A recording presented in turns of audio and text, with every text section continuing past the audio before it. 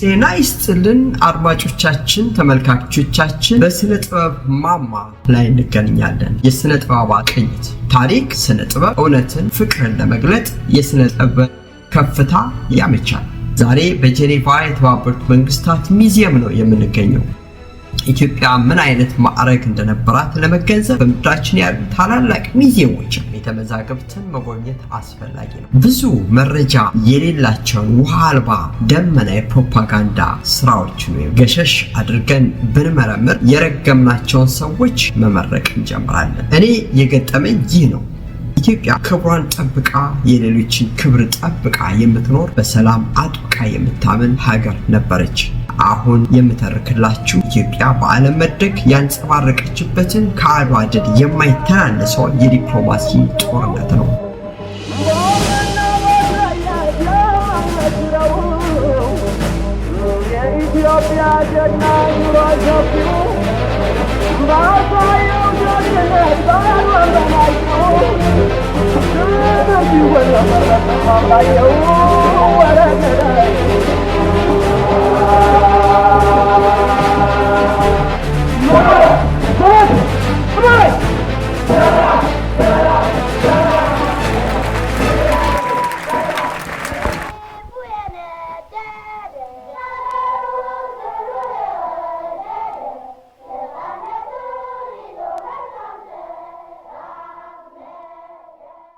ይህ በኢትዮጵያ ታሪክ ውስጥ አንድ ከፍተኛ ምዕራፍ የሆነውን ከዛ ኢትዮጵያውያን ደግሞ በዲፕሎማሲ ምን አደረጉ የሚለውን በዝርዝር እናያለን።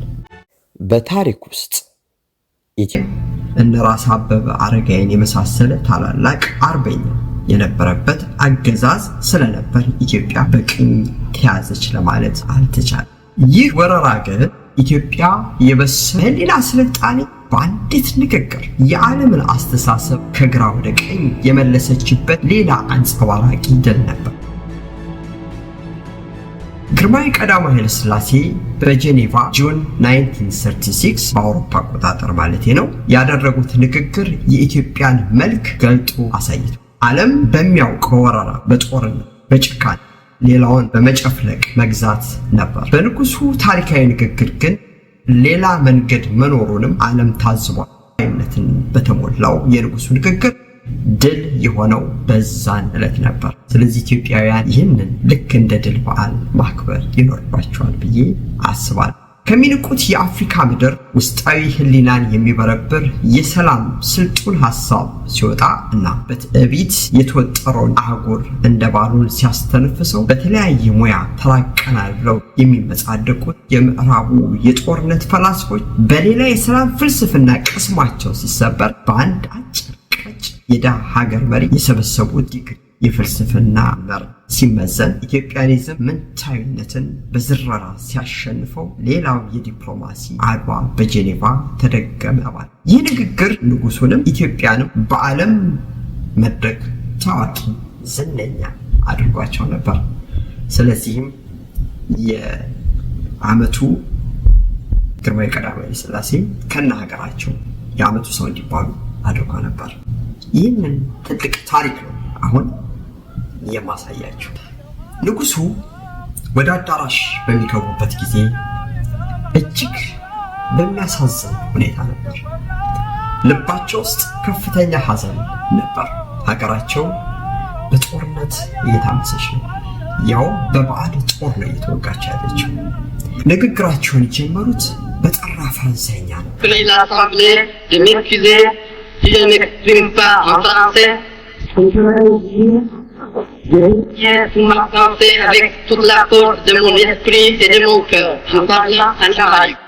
ይህም የአውሮፓውያንን ቀልብ ለመሳብ ታስቦበት የተደረገ ነበር።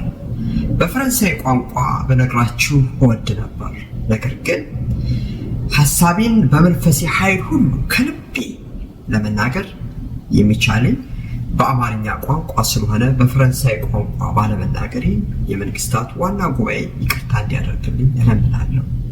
ማለትም ሁላችሁ ልትሰሙ በምትችሉበት የፈረንሳይ ቋንቋ ብናገር ደስ ባለኝ፣ ነገር ግን የልቤን ሐሳብ ልገልጥበት በሚችልበት የትውልድ ቋንቋዬ በመናገር ብናገር የበለጠ መልካም ይሆናል በሚል የትህትና ግን ብልሃት በተሞላ የንግግር ዘይቤ ጥበብ ቋንቋቸውን አክብረው በማስከበር ንግግራቸውን ጀምረው ፈጽመዋል።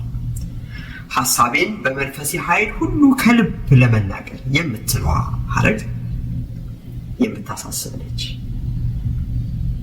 እቺ አረፍተ ነገር ልባችን ውስጥ ከተን ብናስባት የንግግሩን ተሻጋሪነት በደንብ ልንገነዘብ እንችላለን።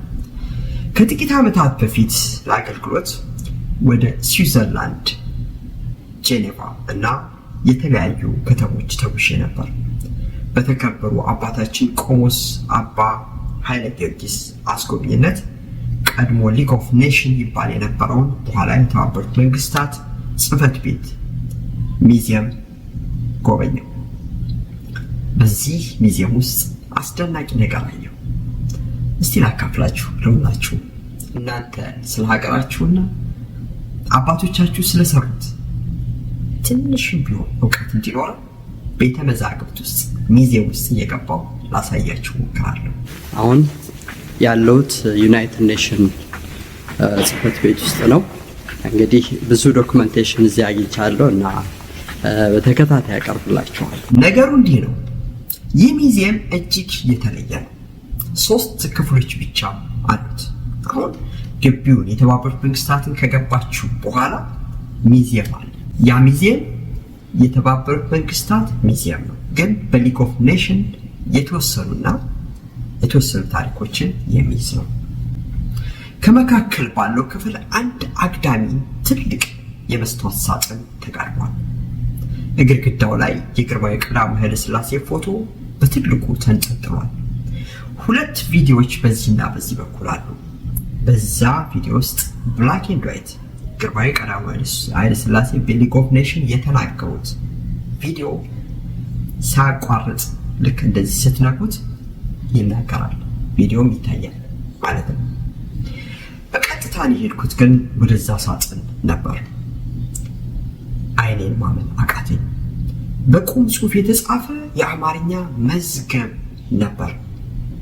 አስጎብኙ ፈረንጅ ጠጋ ብሎ ይህ የተባበሩት መንግስታት ከፍተኛ ጥራዝ ወይም መዝገብ ነው አለ። እየተዟዟርኩ በሚገባ ፎቶ አነሳሁት። ዛሬ ይዤላችሁ የቀረብኩት በአንዲት 15 ደቂቃ ባልሞላች ንግግር እንዴት የዓለም አስተሳሰብ እንደተለወጠ ነው። ቅድም እንደነገርኳችሁ ዓለም በጦርነት ብቻ ነበር የሚያምነው። በሰላም በፍቅር የሚያምን ሀገር እጅግ ጥቂት ነው። እስካሁንም ድረስ ያው ሁኔታ ነው የምናየው፣ ያንን ሁኔታ የምናየው። የዛሬ 88 ዓመት በዚህ ወር ኢትዮጵያ በዓለም አደባባይ ፍትህ ፈለጋ የሊግ ኦፍ ኔሽን ጽሕፈት ቤት ወዳለበት ስዊዘርላንድ ጄኔቫ ተጓዘች። ንጉሱ ጄኔቫ ከመድረሳቸው 8 ወር በፊት ፋሺስቱ ሞሶሎኒ ወደ መግባት ወረራ አድርጎ ነበር። በዛ ጊዜ ተወካያቸውን 55 ሀገራት በነበሩበት ስብሰባ ልከው ጣሊያንን አስታክሱልን ብለው ተማጽነው ነበር። ነገር ግን ማንም ጆሮ ሊሰጣቸው አልቻለም። ኢትዮጵያ በጣሊያን እጅ በከፊል ከወደቀች በኋላ ግን ንጉሱ ራሳቸው በመምጣት በግንባር ተቃውሟቸውን አቤቱታቸውን አሰሙ። በዚህ ንግግር አውሮፓውያን ከስልጣኔ ወደ ኋላ መቅረታቸውና እንዲህ አይነት አምባገነን በመርዝ ጭስ ሕፃናትን አዛውንትን በመፍጀቱ ፈጅቶ ዓለም ዝም በማለቱ መንፈሳቸው እጅግ እንዲታወቅ ራሳቸውንም እንዲያዩ እንዲመረምሩ የሚያደርግ ንግግር ነበር። ይህ ንግግር ለዓለም ተጨቋኝ ህዝቦች እንደ ብርሃን ብልጭታም ነበር። ንጉሱ ልክ ወደ አዳራሹ ሲገቡ ጫጫታ ነበር፣ ውካታ ነበር፣ የተቃውሞ ድምፅ ነበር።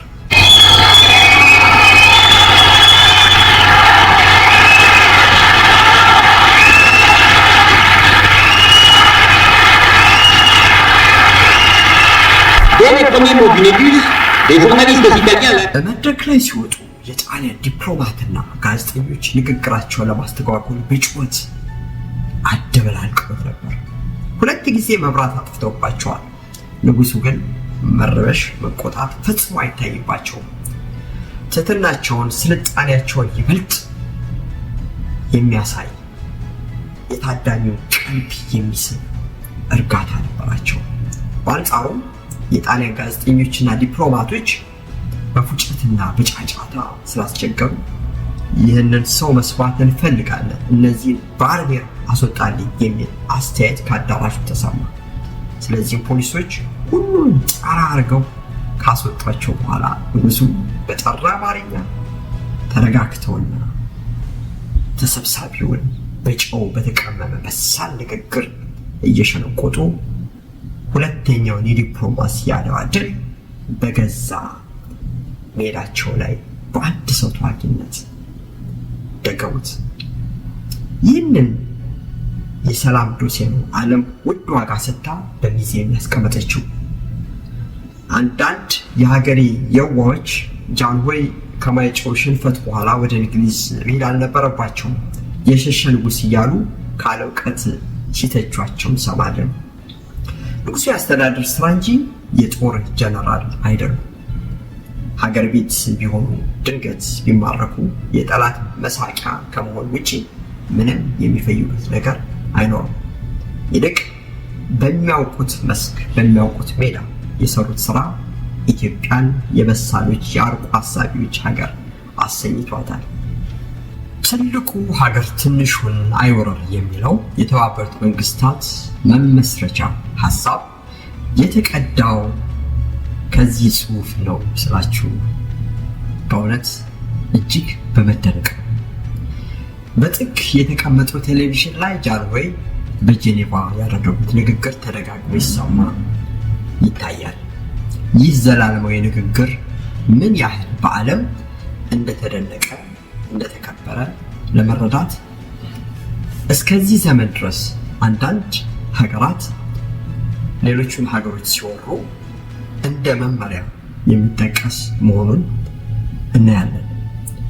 አሁን ቀጥታ ወደ ሁለተኛው የዓለም ጦርነት እና የጦርነቱ ሁኔታ እንይ። ጦርነቱ ለምንና እንዴት ተጀመረ በሚል ጥቂት እንነጋገር። ጣሊያን የመጀመሪያው ትንኮሳ ያደረገችው ታህሳስ 1934 ዓመተ ምህረት የወልወል ክስተት በሚባለው ነበር። ከዚህ ጀምሮ እያደገ የመጣው የኢትዮጵያና የጣሊያን ወታደሮች ወልወል ላይ በተደረገው በኢትዮጵያ ግዛት ላይ ጣሊያን በገነባቸው ምሽግ ምክንያት የሁለቱ አገራት የጦር ኃይሎች መፋጠጥ ጀመሩ። በነገራችን ላይ በሀገሮቹ መካከል የነበረው ውጥረት ቢያንስ ከ1885 ሁለተኛው ኢታሎ አቢሲኒያ ጦርነት በይፋ በጣሊያን ጀማሪነት ተጀመረ። ይህ ጦርነት በእርግጥ ማለት ንጉሱ በጄኔቫ ያደረጉት ንግግር አጠቃላይ ሀሳብ ዛሬ እኛንን የኛ ተራ ነው፣ ነገር ግን ነገ የሁላችሁ ጊዜ ይመጣል የሚል ነበር። ግርማዊ ቀዳማዊ ኃይለ ሥላሴ በዚህ አስገራሚ ትንቢታዊ ንግግር ለዓለም አንጸባራቂ ታሪካዊ ቋሚ ሀሳቦችን አቅርበዋል። የመጀመሪያው የንግግር ክፍል የጣሊያን ፋሽስት እንዴት የተከለከሉ የጦር መሳሪያዎችን በመጠቀም የሰብአዊ ብቻ ሳይሆን የተፈጥሮ የርህራሄ ህግጋት እንደጣሰ አሳዩ። እንስሳት እንኳን ይህንን ጭካኔ አያደርጉ በሚል ለምሳሌ መጀመሪያ በሰራዊቱ ላይ የተከለከሉ የመርዝ ጢስ በንጹሃን ላይ መተኮሳቸውን አስረዱ።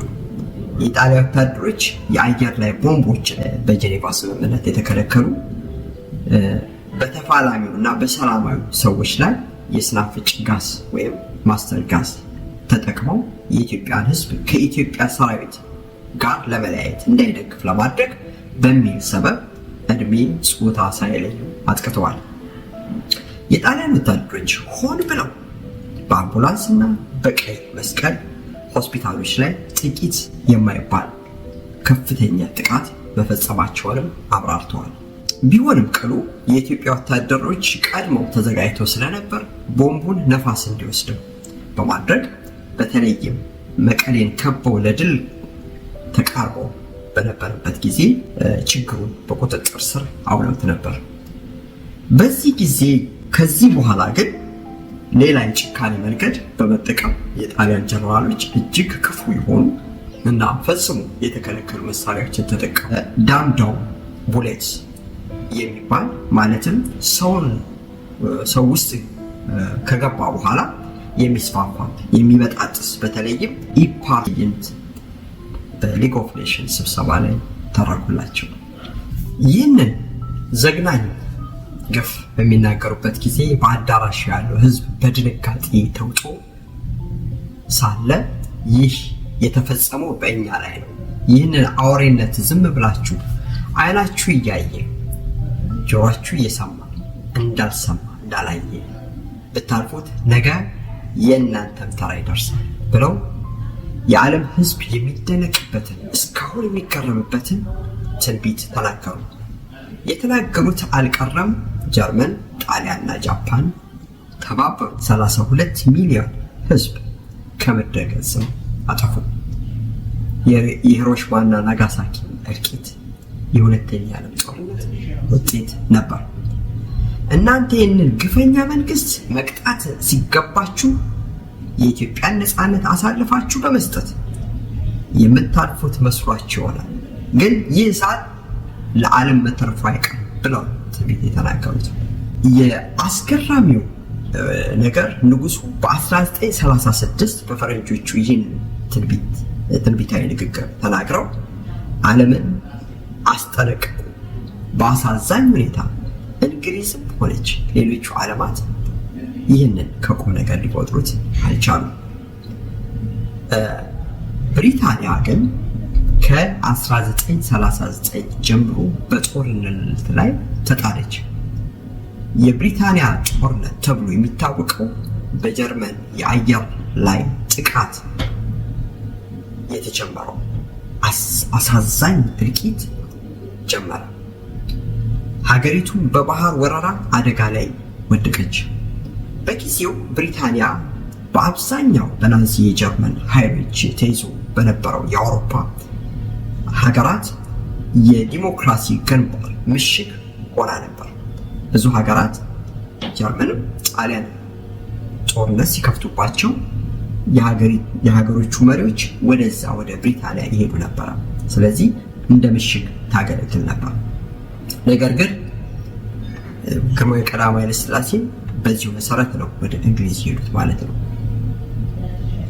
ነገር ግን ለንጉሱ ንግግር ትኩረት ስላልሰጠች ከ5 ዓመት ተኩል በኋላ ማነሽ ባለሳምንት ተባለች። ናዚ ጀርመን አየሩንና ባህሩን እያተረማመሰ ተቆጣጥሮ መጣ።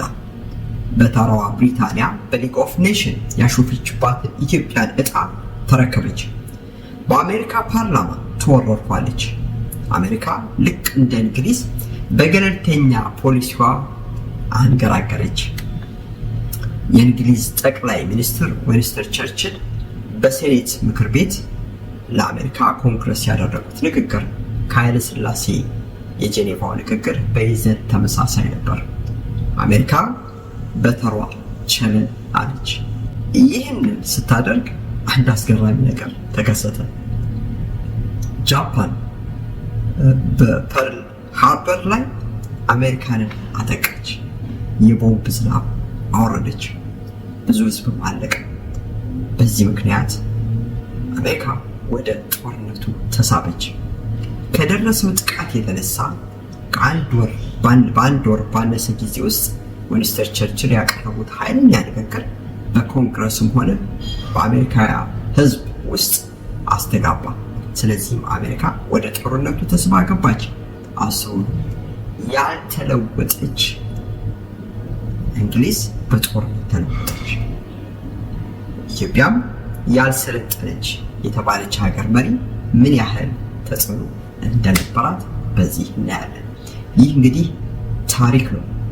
ኢትዮጵያ በሁለተኛው ዓለም ጦርነት የነበራት ታሪክ የስልጣኔና የአውሬነት ፉክክር ወይም ደግሞ ውድድር የነበረበት ማለት ነው። በዚህ ምክንያት የንጉሱ ንግግር ሁሉም ዓለም ጆሮ የሚሰጠው ሆነ። በተለይ በዲፕሎማሲው ዓለም ሁል ጊዜ የሚጠቀሱ ንግግሮች ከንጉሱ ንግግር ሊወጡ ጀመረ። በተለይም ከነበርንበት በላይ ትልቅ መሆን አለብን፣ የበለጠ ደፋር፣ በመንፈስ ታላቅ፣ በአመለካከት ትልቅ መሆን አለብን፣ ለሀገሮች ሳይሆን ለሰው ልጆች ወንድማማችነት ካለን ታማኝነት በመነሳት ጥቃቅን ጭፍን ጥላቻን በማሸነፍ የአዲሱ ዘር አባላት መሆን አለብን ብለው የሰው ልጅ ታላቅነትን የሰበኩ ታላቅ መሪ ጄኔቫ መድረክ ላይ ረጋ ብለው ሲወጡ ያን ያህል ቁም ነገር ያላቸው አልመሰሉም ነበር። ዓለም ንግግራቸውን ከሰማ በኋላ ግን ይህንን ሰው ያወጣች ኢትዮጵያ ምን ትመስላለች፣ ፍልስፍናዋስ ምንድን ነው እያለ መመራመር ነበረበት። ኢትዮጵያኒዝም የሚባለውንም የፍልስፍና መንገድ ዓለም በጥልቀት መመርመር የጀመረው ከዛ ጊዜ ጀምሮ ነው። ከጥራዝ ነጠቅ ኮሚኒስቶች በ1960ዎቹ ከነበሩ ወጣቶች በስተቀር ግርማዊ ቀዳማዊ ኃይለ ሥላሴን በሀገር ውስጥ ሆነ በውጭ የማያከብራቸውና ታላቅነታቸውን የማይመሰክር የለም ብል አልተሳሳትኩም። በዲፕሎማሲው መስክ፣ በሀገር ግንባታ፣ በኢትዮጵያ ታሪክ ግርማዊ ቀዳማዊ ኃይለ ሥላሴን የሚያክል የለም። እዛን ሰዎች ስራ በስክነት ማየት ካልተቻለ ግርማዊ ቀዳማዊ ኃይለ ሥላሴ ላይ እንደተሳሳት ነው ካሁን በኋላ በሚመጡ ሰራተኞቻችን የኢትዮጵያ በኩሮች ወይም ታላላቆች ላይ እንደዚሁ መሳሳታችን አይቀርም። ቁጥራቸው ጥቂት የማይባሉ ወጣቶች አሁን ንጉሱን እንደሚረግሙ ይታወቃል። ከመሬት ተነስተው ወይም ሰው ሲሰራ ሊሳሳት በሚችለው ጥቂት ስህተት ምክንያት ብዙ የሰሩና ለሰማይና ለምድር የከበሩ ታላላቅ ሰዎቻችንን እየቀለጣጠሙ ሲሳደቡ እንሰማለን። እኛ በጥላሸት አብረን መቀባታችን እውነት ነው። ይህን ትተን ግን እውነቱን መርምረን ማወቅ ብንችል መልካም ነው እላለሁ። በከፍተኛ ትሕትና በማስተዋል መንፈስ እንራመድ ዘንድ ለማስገንዘብ ይህንን መርሃ ግብር ይህም ፕሮግራም አዘጋጅቻለሁ። በምድራችን ላይ ተፈጥረው ዓለም ያደነቃቸው እንቁዎቻችንን ባልተጣራ የወሬ ዘመቻ ፈርደንባቸው ፋይላቸውን ከቀበርንበት ቦታ ፈልገን አቧራውን አራግፈን ማንነታቸውን ማወቅ ግድ ይለናል እላለሁ። በጥቅሉ በአስተዳደር ያልተማከለን ሀገር ያማከለ ታላቅ መሪ፣ የተጀማመሩ ነገሮችን መልክ ያስያዘን በሳል መሪ፣ ጠንካራ የባንክ ስርዓት፣ የባህር ኃይል፣ የማይደፈር ታላቅ የባህር በር፣ ጠንካራ የጦር ኃይል፣ ስመጥር ዲፕሎማሲ፣ መሰረቱ እንደ አለት የጠነከረ የትምህርት ስርዓት፣ የአካዳሚ ነፃነት ያለው ዩኒቨርሲቲ፣ ጠንካራ ቴሌ፣ ስመጥር አየር መንገድ፣ ሰላም። በተለይም የሚተኮርበት ነገር ሀገሪቱ የባህር በር እንዲኖር ያደረገ መሪ ፋይሉ ተዘግቶ ሊቀበር አይገባውም። ጊዜውን ጠብቆ የሚፈነዳ ጊዜውን ጠብቆ የታሪክ ተመራማሪዎች ሁሉ ይህንን ታላቅ ሰው የሚያከብሩበት ጊዜ አሁን የቀረበ ይመስለኛል። ከሁሉ የሚብሰው ደግሞ ሳናጣራ ሁላችንም ተባብረን ጃንሆይ እንዲህ ያደረጉ እንዲፈጠሩ እያል አብረን እናማለን። እኔ ጄኔቫ ሄጄ ንጉሱ ምን ያህል ታላቅ እንደሆኑ አይቼ ነው የመጣሁት። ህንዶች ማህተመ ጋንዲን ስላከበሩ በየቦታው ስትሄዱ ሐውልታቸውን ታያላችሁ። ህንዶችም በዚህ ይከበራሉ። ማርቲን ሉተር የተባለው የአፍሪካ አሜሪካውያን የነፃነት ታጋይ ወይም ደግሞ የሰብአዊ መብት ተከራካሪ በአፍሪካውያን አሜሪካውያን ስለተከበረ ጊዜ ሁሉ ስለተሰራለት ዓለም አክብሮታል። ኔልሰን ማንዴላ በግርማዊ ቀዳማዊ ኃይለ ሥላሴ ይቀና የነበረ ነው። አሁን ዓለም ሐውልቱን በመላው ዓለም እያሰራለት ይገኛል። ይህም ከደቡብ አፍሪካውያን የተገኘ የእነሱ ባያከብሩት ማንም ሊያከብረው አይችልም ነበር። እኛ ቀድመን ፀሐያችንን በነፍሰ ገዳዮች አስነጥቀናል። ታላላቆቻችንን አስገድለናል። ተገለውም ዝም ብለናል። ስለዚህ አሁን በዓለም ላይ እኛን የሚያከብረን የለም። ሌላው ቀርቶ የሚቀጥለው ትውልድ እንኳን ይህንን ስህተት አይቶ እንዳይማር ብዙ የጥላቻ ታሪኮች ተጽፈዋል። እንግዲህ ይህንን የጥላቻ መጋረጃ ገልጠን ወደ ምርምር ወደ ጥናት ብንሄድና የሰሩትን በትክክል አስቀምጠን ቢያንስ ክፋታቸውን እንኳን ትንሽ ብናስቀምጥ ወይም ይሄን ይሳሉ ይሄን አልሰሩም ብንል መልካም ይመስለኛል። አዲሱ ትውልድ ይሄንን የሐሰት ፕሮፓጋንዳ የሚከተል አይመስለኝም። ያጠናል፣ ይመራመራል፣ ይፈርዳል። እግዚአብሔር ከእናንተ ጋር ይሁን። መልካም ጊዜ። ከጄኔቫ ሚዚየም የተባበሩት መንግስታት ድሮ ሊግ ኦፍ ኔሽንስ ከሚባለው ጄኔቫ ሚዚየም ነው ይህንን መልእክት ማስተላለፋላችሁ።